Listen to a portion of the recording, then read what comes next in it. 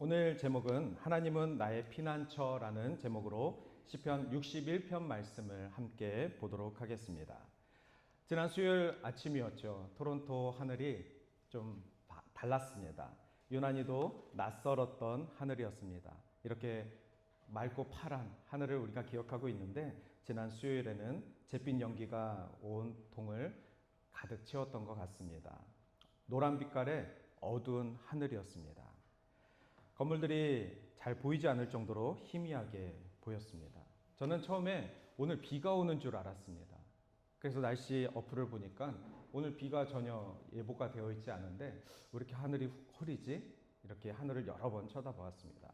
그리고 나서 뉴스에 보니까 온타리오 북쪽에서 대형 산불이 나서 그래서 그 산불 연기가 토론토 남쪽까지 이렇게 내려온 것입니다. 한 이틀 동안 그렇게 노란 잿빛으로 토론토가 덮여 있더니 지금은 그 스모그들이 전부 다 미국 쪽으로 이제 내려갔다고 합니다. 그날 우리 수요일 날 함께 모여서 기도해야 하면서 저는 교회에서 그럼 이 창밖은 노란 잿빛으로 뿌연데 기도해야 하면서 이곳이 나의 피난처이구나 라는 그런 마음이 들었습니다. 지난 몇 주 동안 캐나다가 많이 더웠습니다. 다들 처음 겪어보는 더위라고 합니다. 우리가 살고 있는 이 지역도 이렇게 더운데 그 동일한 시간에 유럽의 많은 나라들은 여기보다 훨씬 더 높은 여름 온도로 인해서 42도 정도 되는 극심한 더위 속에 수많은 나라에서 많은 사람들이 더위 때문에 목숨을 잃는 사고들도 많이 있었습니다. 이렇게 우리 주변에서 우리가 이전에 경험하지 못했던 상황들로 너무 당연했던 것들이 사라지는, 그리고 우리가 예상치 못했던 만남들로 인해서 많은 문제들이 생기는 것들도 종종 봅니다. 또 한 주간에 어떤 우리 캐나다 서쪽에 있는 어느 목사님과 교제를 하고 있었는데 그 목사님께서 이런 말씀을 하십니다. 지난 주일날 자기 교회에서 장로님과 청년 한 명이 처음에는 예배드리고 나서 친교 시간에 한국의 정치 이야기로 열띤 대화를 하던 도중에 급기야는 그 장로님과 그 청년이 아주 거친 싸움까지 하는 상황까지 갔다라고 하면서 그 담임 목사님이 너무 안타깝게 그 목회자 그 모임에서 이렇게 교회를 위해서 지금 기도해 달라고 이런 상황들도 보았습니다. 그리고 오늘 월드컵 결선이 있는 거 아시죠? 네. 오늘 결선이 있고 또 이제 월드컵은 끝이 나게 됩니다. 그런데 며칠 전에 아르헨티나와 잉글랜드가 경기를 하면서 아르헨티나가 역전승을 하였습니다. 이긴 팀이 있으면 진 팀도 있습니다. 그 경기로 인해서 행복해하는 사람들이 있으면 또 절망에 빠진 사람들도 동시에 생기게 됩니다.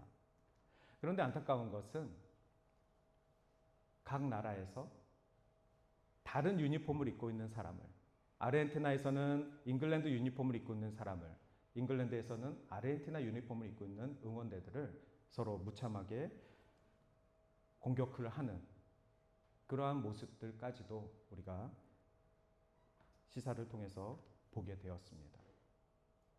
이렇게 지난 한 주간은 우리가 너무나도 당연하게 살았던 일상이 아니라 곳곳에서는 억울하게, 그리고 이전에 경험하지 못했던 자연 현상들로 인해서 우리 안에 마음에 좀 불안함도 생기고 정말 내가 갈 곳은 어디인가, 내가 있어야 할 곳은 어디인가, 피난처에 대한 그러한 마음도 갖게 됩니다. 저는 그래서 오늘 말씀을 전하기 전에 저의 지난 한 주간에 이런 많은 이슈들 속에서 저의 피난처는 기도 자리였습니다. 저의 피난처는 기도 시간이었습니다. 저의 피난처는 작정하고 하나님과 만나기로 한 그 시간이었습니다. 그 시간 동안에는 저는 우리 교회를 위해서 기도하게 됩니다. 그 시간 동안에는 아픈 성도님들을 위해서 중보하게 됩니다. 그 시간 동안에는 한국에 계신 제 부모님과 가족들을 위해서 기도하게 됩니다. 그 시간이 하나님 앞에 정해졌기 때문에 내가 하나님 앞에 나온 것 같지만 이런 혼란스러운 또 내가 감당할 수 없는 많은 일들 속에서 제가 피난처, 제가 피해 있는 것입니다. 세상에 피해 있지 않고 제가 원하는 곳에 해결을 받을 수 있는 곳에 피하지 않고 기도 자리 가운데 기도의 주인 되신 하나님 앞에 제가 몸을 숨긴 것입니다. 그리고 그 자리 가운데 주님이 저에게 주시는 몇 가지 마음이 있어서 오늘 말씀을 전하기 전에 나누도록 하겠습니다. 두 가지입니다. 첫 번째는 우리가 정말로 연약한 존재들이다라는 생각을 깨닫게 됩니다. 정말 불과 일주일 동안에 그런 자연 현상과 그리고 많은 사람들의 그런 폭력적인 그런 모습들을 보면서 인간이 정말 연약한 존재이구나. 그런데 잘 생각해 보십시오. 기도를 한다는 것은 인간이 연약한 존재이기 때문에 기도를 하는 것입니다. 또한 우리가 연약한 존재라는 것을 인정한다면 기도를 할 수밖에 없는 것입니다. 연약한 존재는 항상 강한 존재를 필요로 합니다. 연약한 생명체는 혼자서 살아갈 수가 없습니다. 누군가의 힘을 의지하게 됩니다. 즉, 우리가 연약하다는 것을 인정하는 순간 우리는 우상을 찾게 됩니다. 힘을 찾게 됩니다. 도움을 찾게 됩니다.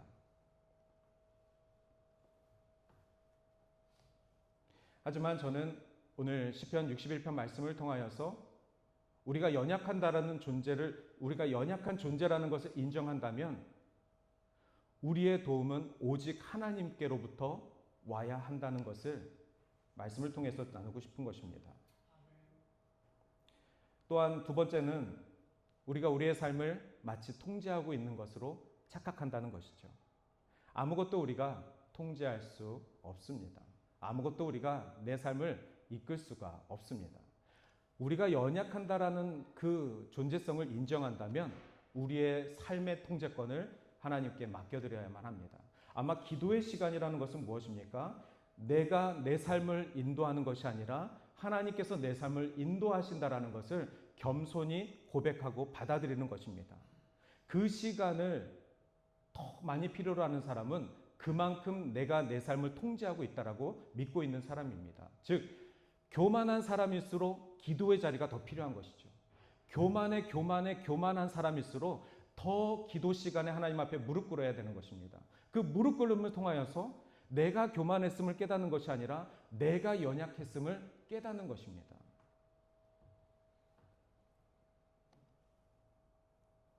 우리는 지난 3년 전에 온 세계가 함께 팬데믹을 겪었습니다. 질병조차도 인간의 지혜와 인간이 만들어 놓은 과학의 그 약들로 인해서 통제할 수 없다는 것을 지난 3년, 그 팬데믹 3년간 우리가 경험했습니다. 물론 모두 다가 백신을 맞고 또 백신을 안 맞는 사람들도 있었지만 그런 모든 과정들을 통해서 우리가 알아낸 것은 결국은 인간은 연약한 존재이구나. 그리고 인간은 스스로를 통제할 수 없구나. 결국에는 그 시간 동안 우리가 숨어서 사람과 사람과의 만남을 기피하면서 거리두기를 하면서 우리는 정말 연약한 존재이고 누군가의 통제가 필요하고 누군가의 해결책이 필요하다는 것, 도움이 필요한 존재라는 것을 온 세계가 깨달아 버렸습니다. 하지만 그 후로 다시 또 3년이 지나 여전히 저희들은 그 팬데믹 전으로 돌아간 것 같습니다. 이토록 인간의 연약함과 인간의 통제권 없음을 우리는 시간이 지나면 또 망각하고 또 망각해서 어느새 팬데믹이라는 단어조차도 그런 게 있었나? 팬데믹의 그 어려운 상황조차도 그런 게 있었나? 싶을 정도로 우리는 현재 만족하고 살아버리고 있습니다. 그 말은 우리가 연약한 존재임을 다시 또 잊고 또 내가 내 삶의 인도자라는 것을, 내 삶의 주권자라는 것을 다시 슬그머니 하나님 앞에 교만을 보여드리는 것입니다. 오늘 말씀을 통하여서 우리가 깨달아야 될 것은 하나님, 우리의 시선이 하나님께로 가길 원합니다. 하나님, 나의 기도가 하나님을 향하길 원합니다.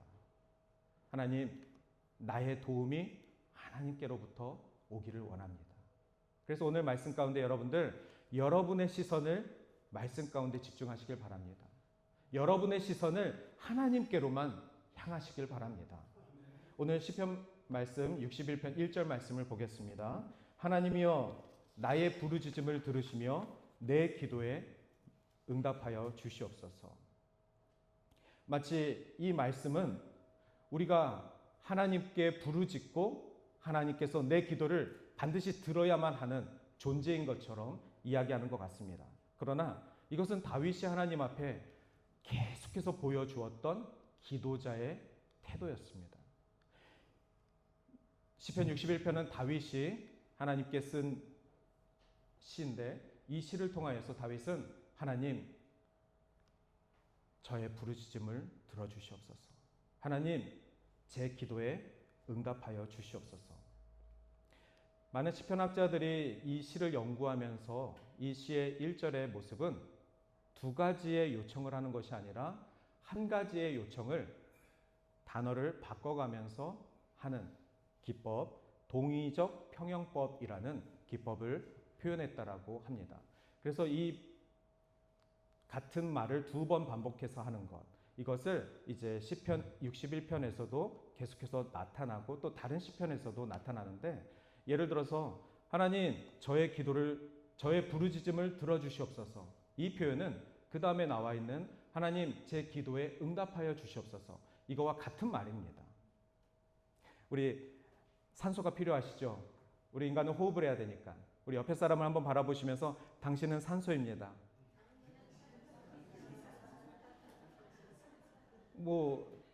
당신은 산소입니다.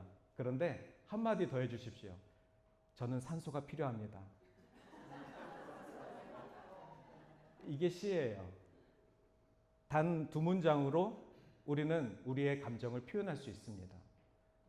그리고 동의적 평형형은 같은 말이었는데 다른 표현을 통해서 상대방으로 하여금 점진적으로 더 의미의 행복을 느낄 수 있도록 하는 것입니다. 오늘 다윗은 하나님, 제 부르짖음을 들어주시옵소서. 그거와 같은 말로 하나님, 제 기도에 응답하여 주시옵소서. 우리가 하나님께 기도한다는 것은 부르짖는 기도입니다. 우리가 하나님 앞에 고백한다는 것은 하나님, 내 상황에 대한 부르짖음을 들어주시옵소서. 기도 이꼴 부르짖음입니다. 기도 이꼴 하나님과의 대화입니다. 이렇게 다윗은 오늘 하나님께서 내 기도를 듣고 계심을 믿고 기도하는 것입니다. 때로는 우리가 기도해야 할 때 이런 마음을 갖습니다. 오늘 이 기도를 한들 하나님께서 내 기도를 들어주실까? 오늘 내가 이 한 시간을 예배 드린들 하나님께서 내 예배를 받아주실까? 믿지 않는 기도, 기대가 없는 예배는 하나님은 들으시고 하나님은 응답하심에도 불구하고 전혀 그 사람에게 은혜가 되지 않습니다. 하나님은 역사하시고 하나님은 일하고 계셨음에도 불구하고 믿음 없는 기도와 믿음 없는 예배와 믿음 없는 신앙은 전혀 그 사람에게 도움이 되지 않는 것입니다. 우리는 너무나도 하나님과 멀리 떨어진 것처럼 느낍니다. 떨어지면 떨어질수록 하나님은 더 이상 나에게 아무런 존재감이 없는 존재인 것처럼 우리가 생각합니다. 그러나 우리가 할 수 있는 것은 하나님을 부르는 것, 기도하는 것, 그것뿐이라는 것을 오늘 다윗은 이야기합니다. 2절 말씀입니다. 내 마음이 약해질 때에 땅끝에서부터 주께 부르짖으오니. 다윗은 한 번 더 고백합니다. 제가 주님을 부르짖습니다. 그런데 어떤 상황 속에서 부르짖는지를 이야기합니다. 내 마음이 약해졌을 때 땅끝에서 부르짖습니다. 오늘 우리 한글에서는 내 마음이 약해졌을 때라고 나와 있는데 이것을 다른 번역본에서는 이렇게 표현합니다. 내 심장이 떨려 힘이 없을 때.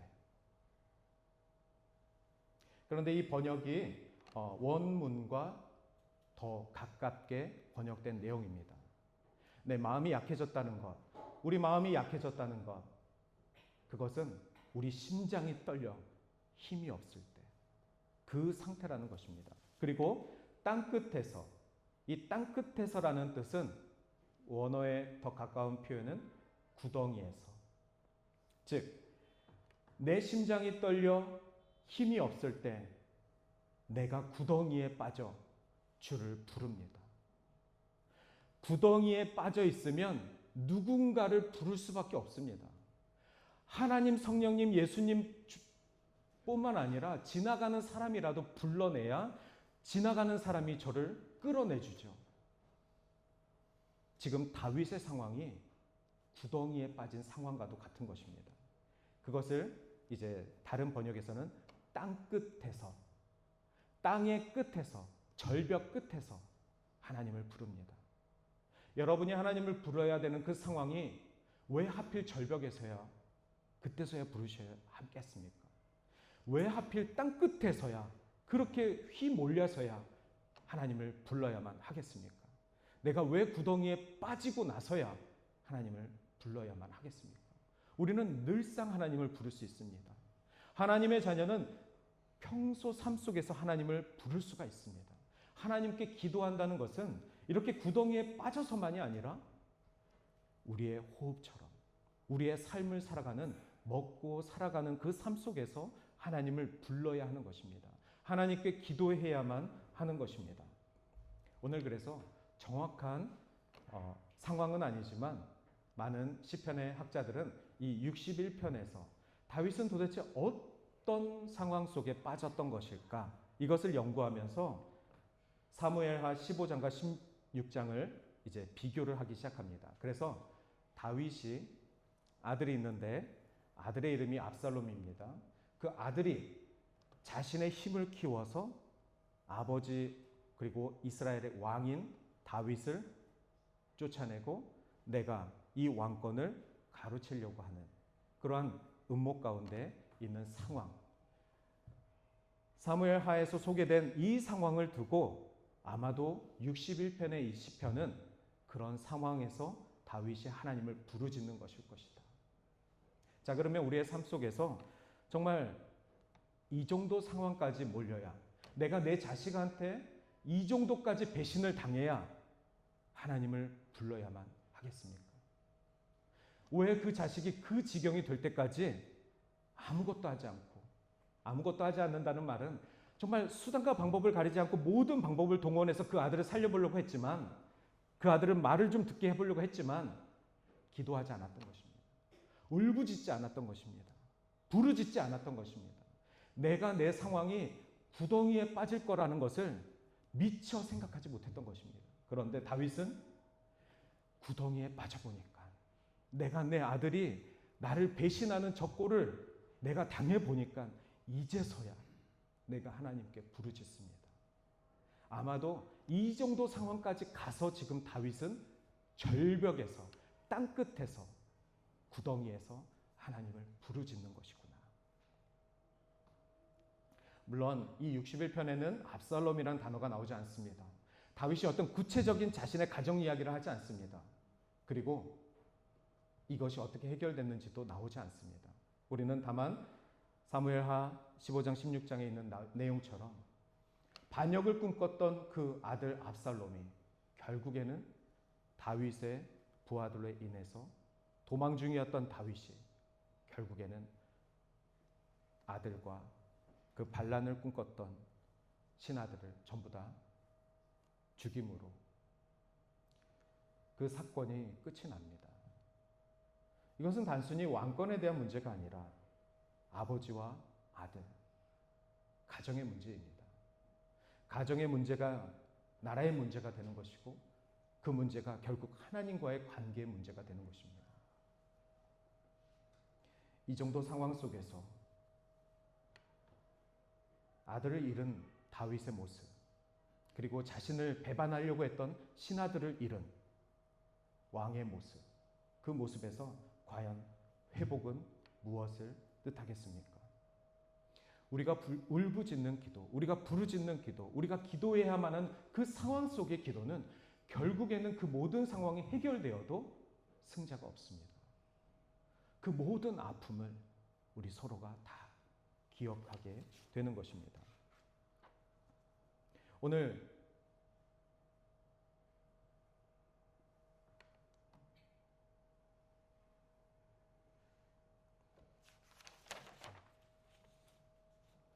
이 땅끝에서 이 단어 가운데 조금 더 우리가 생각해 보고자 하는데요. 이 땅끝이라는 것은 이 당시 다윗이 압살롬 아들 때문에 쫓아났을 때 어디까지 쫓아났냐면 이스라엘을 벗어난 적국의 나라까지 간 상황이었습니다. 즉 하나님이 한 나라의 이스라엘의 왕으로 세운 다윗입니다. 그런데 아들에게 쫓김을 받아 그 나라를 벗어나 다른 나라에서, 그래서 땅끝이라는 표현을 할 수 있는 것입니다. 우리는 한국을 떠나서 캐나다라는 나라에 왔습니다. 우리가 모두 다 다윗처럼 어떤 이런 가정 문제 때문에 도망온 것은 아니지만 아마 이민으로 온 대부분의 가정 속에서 한국을 떠날 수밖에 없는 상황적인 이유들이 다들 각자 있을 것입니다. 그 나라 안에서 해결할 수도 있었을 텐데, 우리의 고국 안에서도 많은 일들을 해결받을 수 있었을 텐데, 그 수십 년 전에 우리는 땅 끝에서, 그 나라 밖에서 해결책을 얻기 위해 무모한 도전을 한 것입니다. 이민이라는 과정은 아마도 원치 않는 길일 수도 있습니다. 그래서 아마도 이민자들이 더욱더 신앙생활 가운데 다윗처럼, 이 아들에게 쫓김을 받은 다윗 왕처럼 간절하게 하나님을 더 바라볼 수 있는 상황적인 조건, 제가 이따가 그 단어를 가혹한 자비라고 말씀드릴 것입니다. 아마 이민이라는 것은 하나님께서 우리를 내몰아서 정말 국외까지, 땅끝까지, 웅덩이까지 우리를 쳐넣으면서까지 그곳에서부터 주를 다시 바라보게 하시고, 그곳에서부터 새로운 자로, 새로운 주의 백성으로 찾기를 원하시는 그 신앙의 여정을 이루시기 시작한 것입니다. 하지만 여러분들, 아무리 이렇게 좋은 신앙의 훈련을 받았다고 해서 이것을 추천하시겠습니까?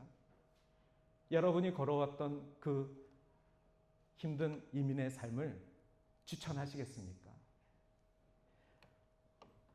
저는 아직 이민의 그 어려움을 알 수는 없지만, 경험해 가고 있지만, 겪고 있지만, 문득 나중에 10년이 지나 20년이 지나 저희 딸이 아빠 나 이민 간다, 가지 말라고, 가지 마, 엄마 아빠랑 같이 이 나라에 살자, 가지 마, 왜 가, 가면 고생해. 근데 딸이 이렇게 말합니다. 아빠도 갔잖아. 아빠도 할머니 할아버지가 그렇게 가지 말라고 했는데 아빠도 갔잖아. 물론 이런 대화는 저 혼자만의 생각입니다. 하지만 그런 상황, 그런 대화가 펼쳐진다고 해도 우리가 어떻게 막겠습니까? 우리가 할 수 있는 것은 그 자녀의 삶 가운데 하나님께서 부르시고, 또 그 또 다른 이민을 통하여서 하나님께서 그곳에서 그 자녀를 만날 것을 우리가 중보하는 수밖에 없습니다. 우리도 이미 그 길 여정 속에 하나님을 붙들고 살아가면서 하나님께서 우리가 오죽 고집이 셌으면 한국이라는 나라 안에서 우리의 신앙을 지킬 수가 없는 그러한 상황 속에 있지 않았겠습니까? 저는 목회를 한국에서 했었습니다. 캐나다에 와서 이러한 이민 목회를 경험하면서 많이 생각해 보았습니다. 하나님, 제가 이 기간 동안을 만약에 한국에서 계속해서 떠나지 않고 목회를 하고 있었으면 지금 어떤 목회자로 한국에서 살아가고 있겠습니까? 하나님께서 저를 지금의 이 목회자로 만드시기 위해 한국에서는 도저히 제 고집 때문에 저를 감당하지 못하셔서 저를 이렇게 보내신 것이 아닐까. 그래서 지금 저는 여전히 이 목회 여정을 땅끝에서 경험하고 있지 않을까. 그래서 더 간절하게 목회에 대한 간절함을 더 깨닫게 하는 건 아닐까. 제가 캐나다 와서 제일 처음 깨달은 것은 내가 한국에서 받았던 것들이 당연한 게 아니었구나. 내가 한국에서 누렸던 목회적인 많은 베네핏들이 당연한 것이 아니었구나. 이민교회 목회자들은 한국교회 목회를 경험하지 못했기 때문에 그것을 둘 다 경험했을 때는 너무 다릅니다. 너무 다르지만 그것을 비교하기보단 이 땅끝에서 하나님이 말씀하고 또 하나님께서 필요한 목회자의 사명이 있는 줄 저는 그렇게 믿고 있습니다. 그러는 가운데 오늘 다윗은 이 2절에서 소망을 이야기합니다. 나보다 높은 바위에 나를 인도하소서. 지금 다윗은 숨어 있습니다. 국 외 땅끝에 있습니다. 그런데 그 웅덩이 속에서 자포자기하는 것이 아니라 하나님, 저를 지금 제가 있는 이 위치보다 조금 더 높여주시옵소서. 이 표현입니다. 그런데 저는 이 표현 속에서 바위라는 것을 강조하고 싶습니다. 다윗은 시편에서 바위라는 단어를 많이 쓰는데 주님은 나의 반석이십니다. 이때 이 반석이 바위입니다. 다윗은 다른 시편에서도 하나님을 산성이라고 표현하고 요새라고 표현하고 견고한 성, 피난처, 그리고 견고한 망대라고 표현을 합니다. 우리 다음 절 보시면은 주님은 나의 피난처시요 원수를 피하는 견고한 망대이십니다. 이 망대는 타워입니다. 다윗이 하나님을 표현하는 이 고백을 통해서 이스라엘 사람들뿐만이 아니라 우리 기독교인들도 하나님은 어떤 분이신지를 우리의 신앙 가운데 고백하게 됩니다. 다윗의 고백처럼 우리는 하나님을 반석으로 고백하게 됩니다. 그 반석이라는 건 무엇이죠? 굳건한 힘입니다. 우리가 세상에 모래알 같은 요술을 의지하는 것이 아니라 굳건한 바위 대신 하나님을 의지하는 그 믿음으로 살아가는 것이죠. 또한 이 견고한 망대는 타워입니다. 하나님이 우리의 피난처시고 주님만이 내가 숨을 수 있는 곳이고 그리고 주님이 안에서 우리가 세상을 바라볼 수 있는 것입니다. 타워에서 적들이 옴을 바라볼 수 있는 것입니다. 우리가 주 안에 있으면 안전하고 주 안에서 세상을 바라봐야만 합니다. 언제까지 피난처 안에서만 숨어 계십니까? 언제까지 주님의 보호 아래서만 살기를 원하십니까? 우리는 세상을 바라봐야 합니다. 세상을 바라보고 주님의 눈으로 세상을 해석해야 되고 그리고 주님을 알지 못하는 자들에게 하나님의 복음을 전해야만 하는 것입니다. 오늘 시편 61편 3절을 통하여서 하나님은 여러분의 피난처 되시고 여러분을 괴롭히는 그 원수로부터 우리를 보호하고 계심을 고백하시는 저와 여러분이 되시기를 주님의 이름으로 축원합니다. 그리고 한 가지 더 고백을 합니다. 4절 말씀입니다. 주님은 우리의 장막 되십니다. 이 장막이라는 것은 하나님이 거하셨던 곳입니다. 어디서요? 광야에서요. 이스라엘 백성에게 장막이라는 것은 하나님의 집입니다. 아무것도 없는 땅에 이스라엘 백성들이 가는 곳곳마다 하나님의 장막을 먼저 치고 그리고 하나님이 임재가 그곳에 계심을 믿고 장막 주변으로 자신의 텐트들을 둘러쳤습니다. 그렇게 하나님 중심으로 모였던 것이 하나님의 백성의 삶입니다. 우리들은 한국을 떠나 이민자의 삶 속에서 아무것도 없는, 말도 안 통하고 느낌도 없고 아무 도움도 받을 수 없는 이곳에서 하나님 중심의 장막 속에서 주변에 텐트를 치고 살아가는 것입니다. 우리에게는 견고한 벽돌집이 아니라 주님이 우리에게 허락하신 텐트면 족합니다. 주님이 우리에게 주신 그늘이면 족합니다. 그래서 또다시 동의어를 반복합니다. 주의 장막에 머물며 내가 주의 날개 아래 피하리라. 같은 말입니다. 주님의 장막, 이 장막은 우리가 하나님의 장막을 둘러쳐서 주님 중심의 삶을 살 때 장막입니다. 그리고 그 삶 속에 머문다는 것은 외국인이 머문다는 것과 뜻합니다. 그래서 영어 성경엔 dwelling이라는 단어를 씁니다. living은 내가 내 자녀들과 같이 사는 것을 living입니다. 그런데 내 가정 가운데 나의 혈연이 아닌 손님들이 머무는 것, 내 삶의 바운더리 안에 내 가족만이 아니라 하나님이 나에게 맡겨주신 영혼들을 머물게 하는 것, 그것이 바로 머무는 것입니다. 우리가 바로 그러한 나그네와 같은 존재인 것이죠. 그래서 우리가 주의 날개 아래 지금 머물고 있는 것입니다.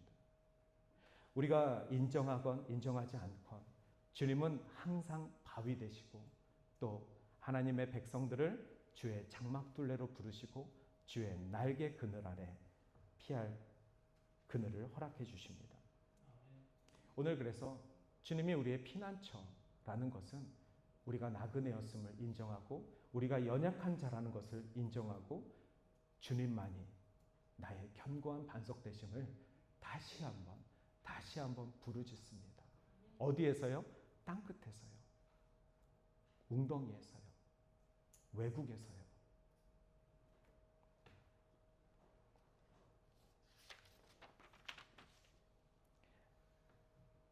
말씀을 마치겠습니다. 우리가 연약할 때 아무것도 필요 없음을 담대하게 고백하셔야 합니다. 우리가 연약하기 때문에 계속해서 필요한 것이 생기는 것입니다. 그 필요는 세상이 주는 도움일 수도 있습니다. 인간의 관계일 수도 있습니다. 그러나 그러한 것들을 붙드는 순간, 그러한 것들을 의지하는 순간 인간은 인간에게 배신을 당하게 되고 상처를 받게 되고 그리고 또다시 웅덩이에 빠지게 됩니다. 하나님을 의지하시길 바랍니다. 하나님이 보내주신 사람을 만나시길 바랍니다. 하나님이 도움 주시는 그 도움을 꼭 받으시길 바랍니다.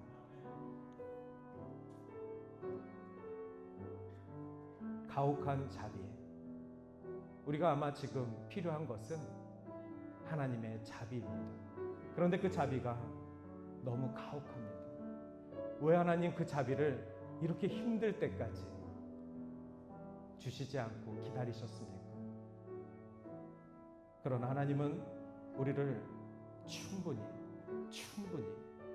사랑하시고 기다리시고 그리고 우리가 하나님을 부르실 때까지 우리와 함께 계시는 우리 하나님이심을 저는 믿습니다. 오늘 제가 함께 나누고 싶은 찬양이 있는데요. 이 찬양의 가사가 나를 지으신 이가 하나님, 나를 부르신 이가 하나님, 그리고 나를 보내신 이도 하나님. 제가 토론토에 와서 목회하면서 또 이민이라는 과정을 겪고 있으면서 끊임없이 저를 돌아보게 하는 고백입니다. 나를 지으신 이가 하나님이시고 나를 부르신 이가 하나님이시고 그리고 나를 지금 보내주신 이가 하나님이시다. 나를 사람이 보냈다라고 생각하면 제가 그 사람에게 충성해야 됩니다. 나를 사람이 불렀다고 생각하면 내가 그 사람 눈치를 봐야 됩니다. 나를 만든 사람이 사람이라고 생각하면 내가 끝없이 그 사람이 틀린 줄 알면서도 그 사람에게 순종해야 됩니다. 그러나 우리 삶의 중심 되시는 하나님께서는 우리를 만드셨고 우리를 부르셨고 또 우리를 보내시는 줄 믿습니다. 오늘 이 동산에 모인 이 시간은 하나님이 우리에게 주신 큰 선물 되시기를 바랍니다. 오늘 그래서 하나님의 은혜가 오늘 이 자리 가운데 가득, 이 고백 가운데 가득 임하시기를 바랍니다. 우리 같이 찬양하겠습니다.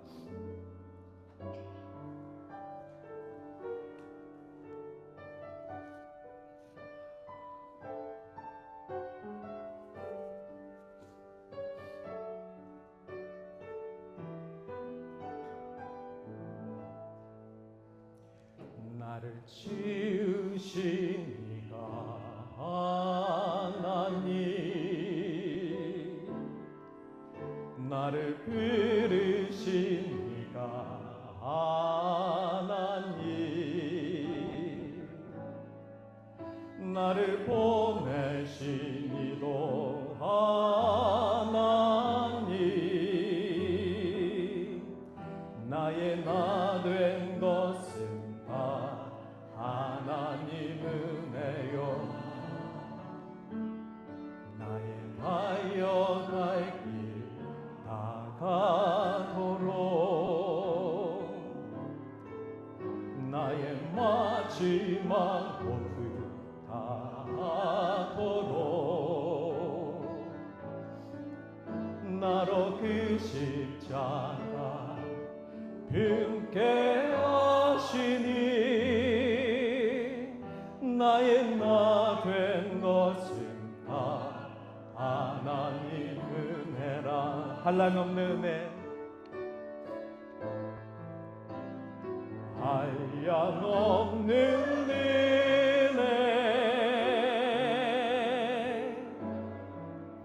갚을 길 없는 은혜,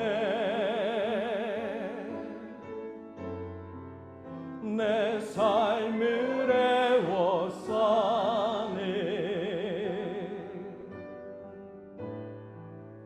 하나님의 은혜,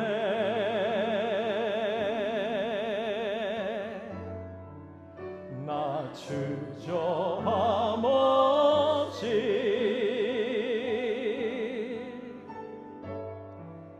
그 땅을 밟은 도,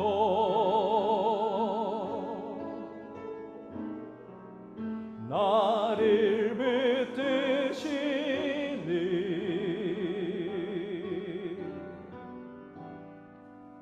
하나님의 은혜. 이 시간 우리를 붙들고 계신 하나님의 은혜에 감사하며, 주님 여기까지 우리를 인도하신 하나님 은혜에 돌아보며, 앞으로도 우리가 피난처 되시며 우리의 막루 되시는 우리 하나님만을 바라보는 굳건한 믿음 허락하게 해달라고 이 시간 간절한 마음으로 함께 결단하며 기도하겠습니다.